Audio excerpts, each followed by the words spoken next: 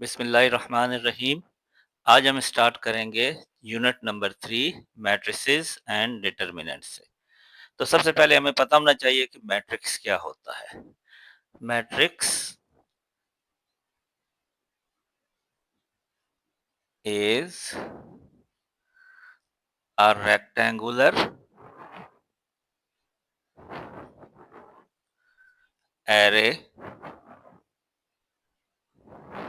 of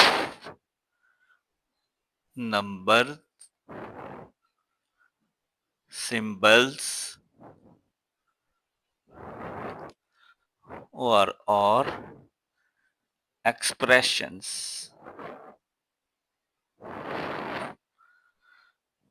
arranged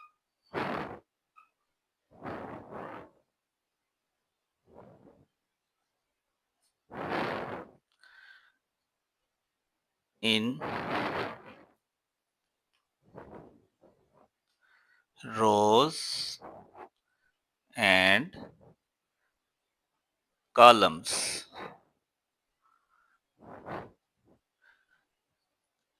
and typically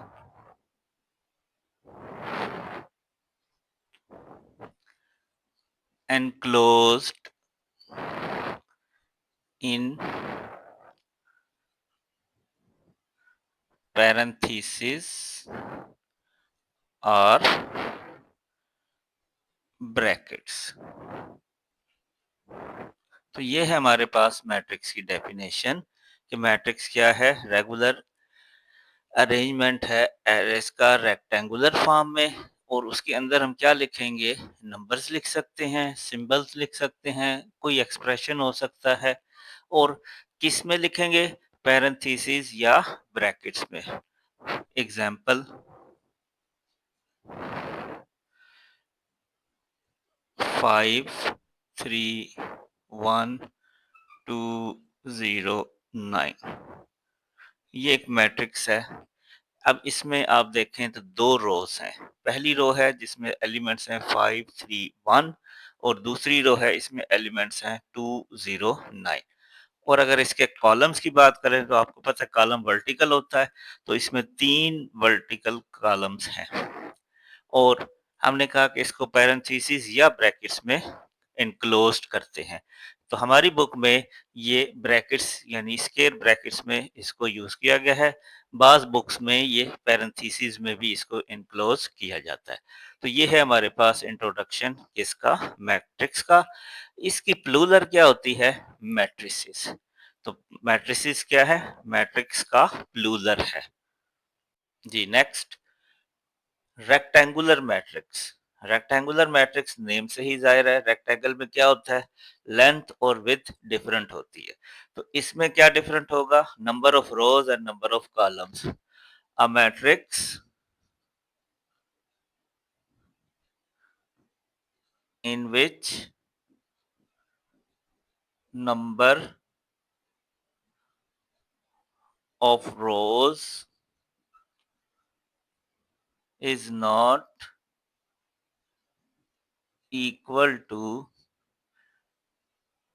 number of columns is called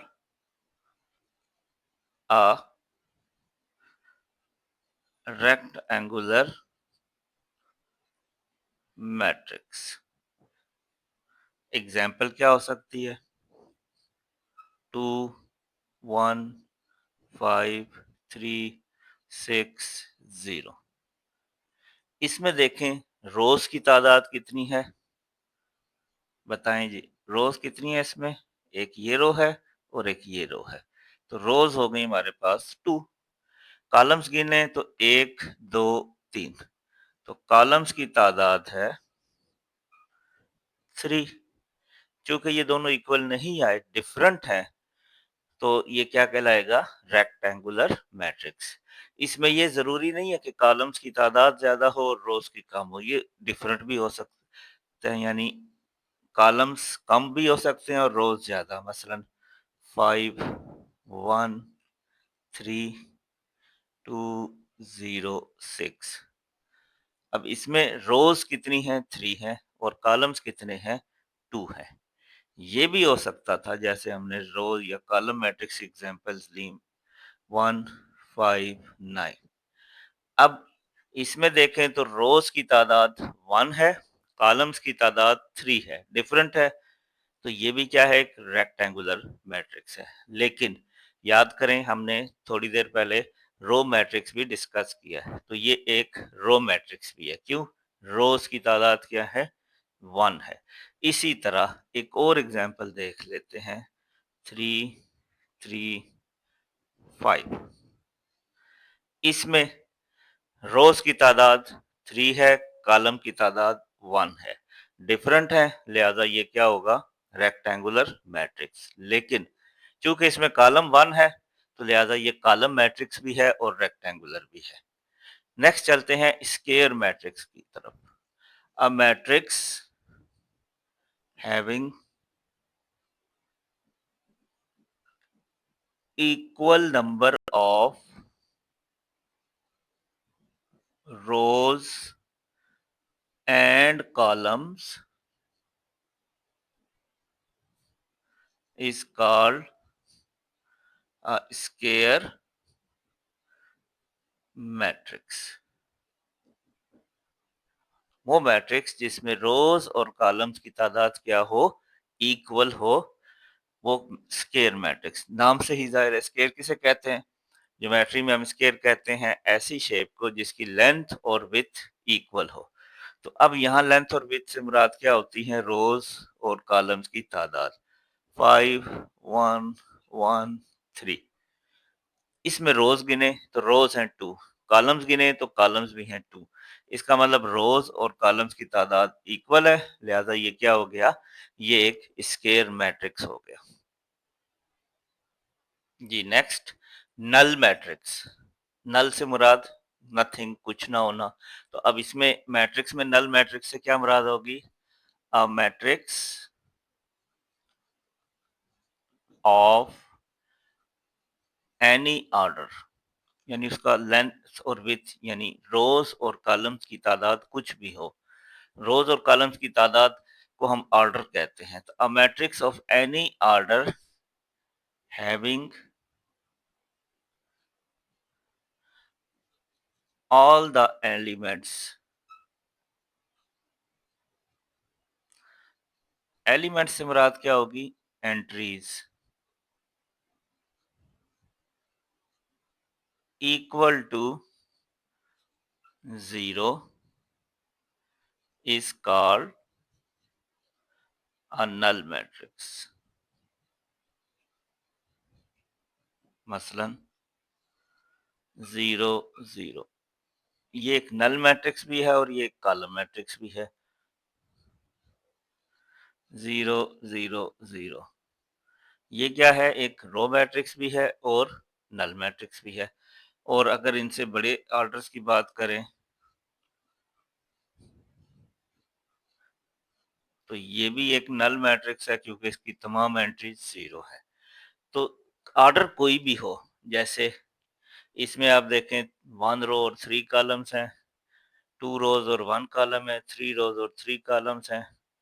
तो ये column matrix लेकिन नल भी है, रो मैट्रिक्स लेकिन नल भी है, स्क्वायर मैट्रिक्स लेकिन नल भी है। अब चलते हैं next, diagonal matrix. A matrix in which all the entries से मुराद एलिमेंट्स आर 0, तमाम एंट्रीज 0 होंगी इसकी तरह एक्सेप्ट। लेकिन थोड़ा सा फर्क होगा। क्या फर्क होगा? एक्सेप्ट एंट्रीज ऑफ प्रिंसिपल या primary diagonal is called a diagonal matrix। अब एक चीज नहीं आई है कि इसमें डायगोनल क्या है, डायगोनल की भी बात कर लेते हैं।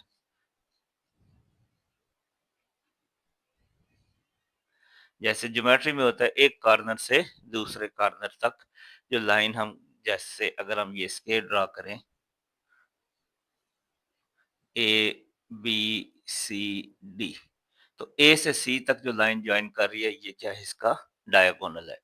इसी तरह बी और डी यानी अपोजिट कॉर्नर्स को जो ज्वाइन कर रही है बी डी, ये भी क्या है, एक डायगोनल। तो बिल्कुल इसी तरह एक कॉर्नर से दूसरे कॉर्नर तक लाइन लगाएं और उसमें जो एंट्रीज आ रही हैं जैसे 5, 3 और 2, तो ये क्या है, एक डायगोनल है। बाकी तमाम एंट्रीज क्या होनी चाहिए, जीरो। अब देखें ये 3 क्रॉस 3 यानी 3 रोज बाई 3 कॉलम्स का एक स्केयर मैट्रिक्स है। इसमें डायगोनल की एंट्रीज यानी 5, 3 और 0 ये क्या है, नॉन जीरो है। इनके अलावा बाकी सब कुछ क्या है, जीरो। तो इनको छोड़ के तमाम एंट्रीज जीरो हैं, then it is called a diagonal matrix. क्यों, डायगोनल ही मौजूद है, बाकी सब कुछ इसमें जीरो है। डायगोनल मैट्रिक्स के बाद बारी आती है स्केलर मैट्रिक्स की। तो डायगोनल में और स्केलर में थोड़ा सा डिफरेंस है। A diagonal matrix in which all the entries यानी elements of diagonal are equal। वो सारी एंट्रीज जो डायगोनल पे आए वो अगर इक्वल हो जाए। अब इसमें देखें एक एंट्री 5 है, एक 3 है, एक 2 है, डिफरेंट है। अगर ये सारी सेम हो जाएं, जैसे कि 7, 7, 7, बाकी कंडीशन वही है। बाकी कंडीशन इसमें क्या थी कि डायगोनल के अलावा सारी जीरो हो। इसमें भी डायगोनल के अलावा सारी जीरो हैं। फर्क ये है कि उसके डायगोनल की एंट्रीज मुख्तलिफ हैं, इसमें डायगोनल की तमाम एंट्रीज सेम है।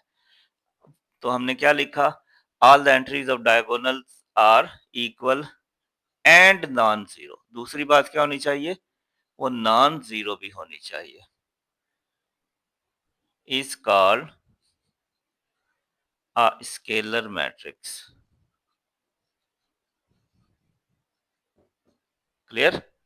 अब अगर ये भी जीरो हो जाए, सपोज 7, 7, 7 की जगह भी हम क्या लिख दें, 0, 0, 0 लिख दें, तो फिर ये क्या बन जाएगा, एक नल मैट्रिक्स बन जाएगा। तो सबसे पहले क्या आना है हमारे पास, डायगोनल मैट्रिक्स जिसमें तमाम एंट्रीज जीरो होंगी सिवाय डायगोनल के, और वो वैल्यूज कुछ भी हो सकती हैं, इवन कि उनमें कोई वैल्यू जीरो भी आ सकती है, लेकिन सारी जीरो नहीं होंगी, एक एटलीस्ट नॉन जीरो होगी। फिर उसमें फर्दर क्या हो सकता है, तमाम एंट्रीज सेम हो। अगर तमाम एंट्रीज सेम हो गई हैं और बाकी तमाम वैल्यूज डायगोनल के अलावा वाली जीरो हैं, तो ये क्या होगा, स्केलर मैट्रिक्स। और अगर डायगोनल भी खुद जीरो हो गया तो ये कन्वर्ट हो जाएगा किसमें, एक नल मैट्रिक्स में। अब बात करते हैं हम यूनिट मैट्रिक्स की। तो यूनिट मैट्रिक्स क्या होता है, ये भी एक स्केलर मैट्रिक्स की ही टाइप है हमारे पास। A scalar matrix in which all the primary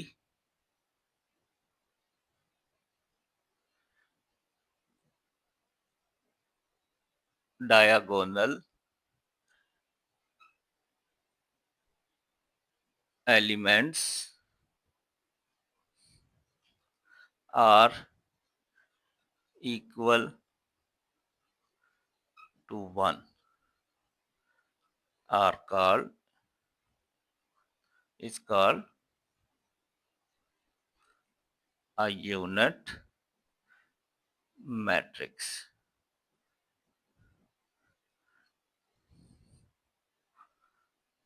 example देख लेते हैं। स्केलर मैट्रिक्स की वैल्यू हमें याद है कि स्केलर मैट्रिक्स में क्या होता है, डायगोनल के अलावा तमाम एंट्री 0 होती हैं। तो पहले हम डायगोनल लिख लेते हैं। क्या लिखना है डायगोनल में? 1 1 1। तीनों एंट्रीज हमने डायगोनल की 1 लिख ली। बाकी सारा कुछ क्या हो गया? 0 हो गया। तो ये क्या है? स्केलर मैट्रिक्स भी है। इसमें तमाम एंट्रीज एक दूसरे के क्या हैं? इक्वल हैं। और ये जो इक्वल वाली वैल्यूज हैं, इनकी अपनी हर एक की वैल्यू क्या है? 1। तो अगर ये सारे 1 1 1 है तो ये क्या कहलाएगा? Unit matrix. और इसको हम आई से रिप्रेजेंट करते हैं। किसी भी यूनिट वेक्टर के लिए हम जो सिंबल यूज करते हैं वो क्या होता है? आई। इसका दूसरा नाम क्या है? Identity matrix. जैसे मैथमेटिक्स में हम पढ़ते हैं कि 1 एक आइडेंटिटी है। कौन सी आइडेंटिटी है? मल्टीप्लिकेटिव आइडेंटिटी है। तो 5 को 1 से मल्टीप्लाई करें 5, 9 को 1 से मल्टीप्लाई करें 9, या किसी भी नंबर को 1 से जब हम मल्टीप्लाई करते हैं तो वही नंबर वापस आ जाता है। इसलिए 1 क्या कहलाता है? Multiplicative identity. बिल्कुल इसी तरह ये एक आइडेंटिटी मैट्रिक्स होगा। आगे चल के जब हम मल्टीप्लिकेशन पढ़ेंगे तो हम देखेंगे इस मैट्रिक्स को किसी भी मैट्रिक्स से जब हम मल्टीप्लाई करेंगे तो आंसर वंस अगेन वही मैट्रिक्स आ जाएगा, उसमें कोई फर्क नहीं आएगा। अच्छा, अब ऑर्डर की बात करें तो इसका ऑर्डर क्या है? 3 क्रॉस 3 है, यानी 3 रोज हैं और 3 कॉलम है। तो इसको हम नाम देते हैं I3 का। तो यानी 3 क्रॉस 3 का ये एक आइडेंटिटी मैट्रिक्स है। तो ये था हमारा आइडेंटिटी मैट्रिक्स या यूनिट मैट्रिक्स। अब बात करते हैं हम transpose of a matrix. Transpose of matrix में हम क्या करते हैं? If rows of a matrix are changed into columns of a matrix,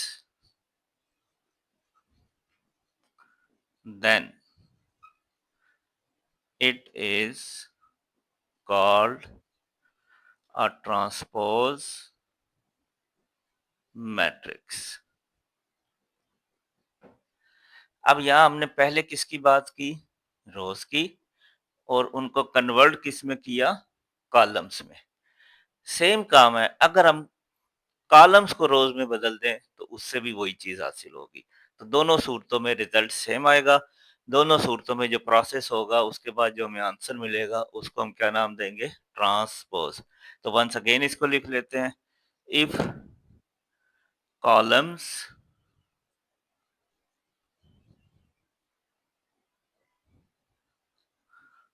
of a matrix are changed into rows of a matrix,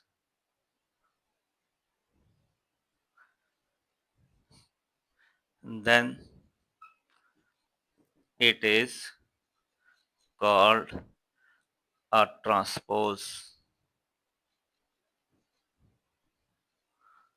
of that matrix. Suppose हमारे पास एक matrix है ए। इसकी entries हैं 5 3 2 1 1 0 2 7 8। अब हमने क्या कहा है? रोज को किस में कन्वर्ट करना है? कॉलम्स में। तो इसकी पहली रो क्या है? और जो ट्रांसपोज होगा नाम तो उसका वही रहेगा मैट्रिक्स का, सिर्फ उसके ऊपर हम सिंबॉलिकली एक टी लिख देंगे। तो ये पढ़ेंगे क्या? A transpose. मैट्रिक्स गिवन कौन सा है? ए। अब हम फाइंड करना चाहते हैं ए ट्रांसपोज। तो जो रो होगी, पहली रो, उसको पहला कॉलम बना दे। पहली रो है 5 3 2। 5 3 2। सेकंड रो है 1 1 0, उसको सेकंड कॉलम बना दें। और थर्ड रो है 2 7 8, उसको थर्ड कॉलम बना दें। तो ये हमारे पास क्या आ गया, ट्रांसपोज ऑफ मैट्रिक्स ए। अब अगली बात कि दूसरी डेफिनेशन में हमने लिखा था कॉलम को रो बनाना है, तो भी वही रिजल्ट आएगा। चेक कर लेते हैं, एक दफा फिर ए ट्रांसपोज लिखते हैं। अब इसका पहला कॉलम है 5 1 2, तो अब इस दफा हमने कॉलम को किस में कन्वर्ट करना है, रोज में। तो पहला कॉलम है 5 1 2, इसको बना दें पहली रो। तो 5 1 2। दूसरा कॉलम है ये 3 1 7, इसको दूसरी रो बना दें 3 1 7। तीसरा कॉलम है हमारे पास 2 0 8, इसको तीसरी रो बना दें 2 0 8। अब दोनों आंसर्स को कंपेयर करें, तो दोनों आंसर एग्जैक्टली क्या है, सेम है। इसका मतलब क्या है कि चाहे रोज को कॉलम में बदल दें, चाहे कॉलम को रो में बदल दें, दोनों सूरतों में ट्रांसपोज हो जाएगा और दोनों सूरतों में रिजल्ट सेम आएगा। तो ये था हमारा ट्रांसपोज ऑफ अ मैट्रिक्स। अब हम स्टार्ट कर सकते हैं एक्सरसाइज 3.1। क्वेश्चन 1 है हमारे पास, right the number of rows, columns and order of the matrices. तो सबसे पहले हमें ऑर्डर ऑफ मैट्रिक्स का फार्मूला आना चाहिए। ऑर्डर ऑफ मैट्रिक्स, इसमें हम क्या लिखते हैं, पहले रोज फिर कॉलम्स। और किस तरह लिखेंगे, रोज हाइफन लगाएंगे बाय, और फिर क्या लिखेंगे, कॉलम्स की तादाद। पहले रोज की तादाद, बाद में कॉलम्स की तादाद। तो अब आ जाएं इधर, नंबर ऑफ रोज, इसमें एक ही रो है। अच्छा, उससे पहले इसको थोड़ा सा सिंप्लीफाई कर लेते हैं। अगर हम इसको थोड़ा सा सिंप्लीफाई करें, 2 + 1 क्या हो जाएगा 3, 4 + 5 क्या हो जाएगा 9। अब आप इसको देखें तो इसमें रोज की तादाद कितनी है 1। तो हम क्या लिखेंगे, rows is equal to 1, number of columns ये कितने हैं 1 और 1 2, तो ये आगे 2। ऑर्डर क्या होता है, ऑर्डर का फार्मूला भी हमने बात की, रोज बाय कॉलम्स। तो रोज कितनी है 1, हाइफन लगाएं बाय कॉलम 2, तो इसका ऑर्डर क्या हो गया 1/2। अब आ जाएं बी पार्ट पे। इधर तो 1 + 2 ऐड करके हम 3 लिख सकते थे। अब इधर क्या है a + s, तो a में s प्लस करके हम कोई नई वैल्यू नहीं लिख सकते, तो इसको एज इट इज रहने देंगे। नंबर ऑफ रोज, इसमें दो रोज हैं, एक ये वाली और एक ये वाली, तो लिहाजा रोज कितनी हो गई 2। Number of columns